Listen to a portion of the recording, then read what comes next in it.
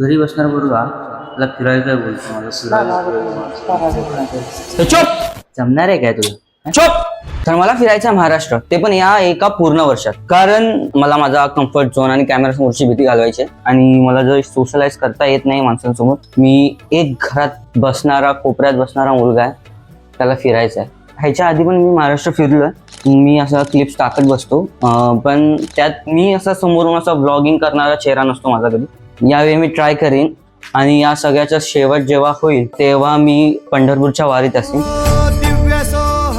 तेव्हा संपूर्ण महाराष्ट्र एका जागी त्यांच्या स्टोरी सांगून येत असेल. तोपर्यंत मी कदाचित संपूर्ण महाराष्ट्र फिरून त्या एका जागी माझ्या स्टोरीज घेऊन असते. आत्ता मी जातोय गणपतीला.